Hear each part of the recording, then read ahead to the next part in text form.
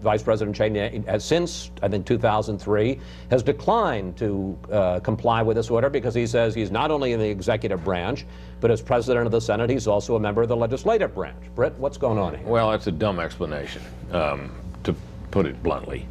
In my view, this is the height of arrogance. I, the Vice President, don't have to abide by any law, any act of Congress or any executive order. Particularly, and I serve on the Intelligence Committee and have for a long time, the laws as it relates to intelligence. And I find this just amazing. Look, I think it doesn't make any sense. I mean, if this executive order was not meant to include him and the president, then the president should say so, or maybe put it in writing. You now have the Vice President saying on something as controversial as intelligence, where we know prior to the war he made a number of trips to the CIA, a substantial number, saying, I will not adhere to the rules that are set up by the executive branch over the handling of intelligence. I think it's the height of arrogance. It is a pain in the neck having some bureaucrat from the archives come and inspect your safe to see whether you're locking it up properly each night. I remember that when I was the Vice President's Chief of Staff, and I complied, but if the President wants to exempt his own office and the Vice President's office from that, that's reasonable enough. And there's no reason the archivists have to come investigate the security procedures in the Vice President's office. Maybe they have a reason because he stopped complying with the law.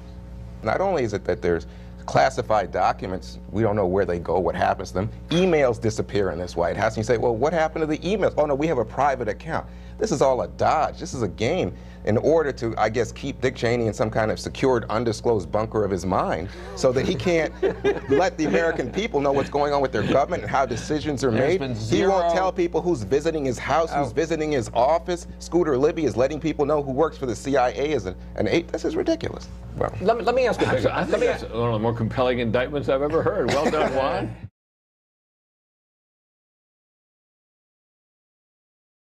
The whole world is watching. If we give this amnesty, I truly believe it is the beginning of the end of the United States as we know it.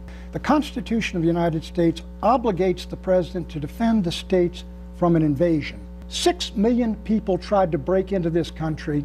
1 in 12, 500,000 had criminal records.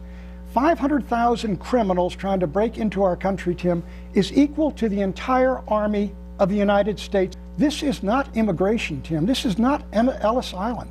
This is an invasion of this country. The thing is an invasion. It is illegal. It is huge. Many of them are child molesters, they're drunk drivers, they're rapists, they're robbers. They got a variety of crimes, but they commit a felony by being here. They're not hordes to us. They sit in the pew with me at church on Sunday. Their children go to school with my children. We play in the same playgrounds. They're an integral fabric of our community. Republicans are going to become a party of the past and irrelevant in national elections and in the Congress of the United States if we don't change the texture and the tone of this debate and stop blaming immigrants and specifically Latino for every ill that exists in this society. They are good contributors. They are faithful Americans. They die in Iraq.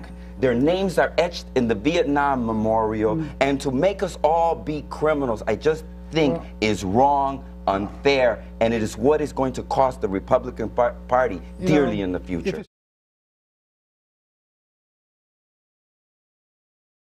Report in Newsday that Mr. Giuliani quit the Iraq study group last year after failing to show up for a single meeting. The report said Mr. Giuliani missed the meetings to give paid speeches and that his absences prompted the panel's Republican co-chairman, James Baker, to ask him either to start showing up or leave the group. The Giuliani campaign said part of the equation was he was considering running for president at that time and that presence on the group may pose a potential conflict. Several commission members have said to me that the presidential politics never entered the discussion. It was all about Giuliani's schedule and commitments versus showing up for the Iraq study group. What does this week matter? Even if it were his presidential ambitions that kept him, is that really a good answer? That you were so political that you'd rather focus on politics than focus on the nation's security when you were supposed to running as the top cop? I don't think he had a really particularly good answer for that. I think Giuliani's problem is that he's had a one-note campaign which is scare the hell out of everybody and then remind them that he apparently heroically did something after 9/11 that people should be proud of. and that in a Republican primary campaign, after a while that wears thin and people start noticing that he's a social liberal, that he's in favor of abortion, gay rights. He's got to figure out what else he's going to say other than scare the hell out of people. I have had very few dealings with Mayor Giuliani, but I don't know of anybody whose reputation is such that, I mean, the stories that you hear about Giuliani from people who've covered him in New York are devastating stories. And this history of his, business history, political history, and so on, I think will catch up with him. Rudy Giuliani is already doing what he always does.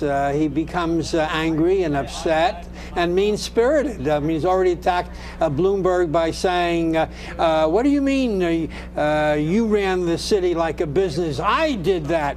The truth of the matter is, I did that because I was there before them. I mean, I gave the city its first balanced budget in 15 years. But it is the nature of the Giuliani attack that will do him in every time.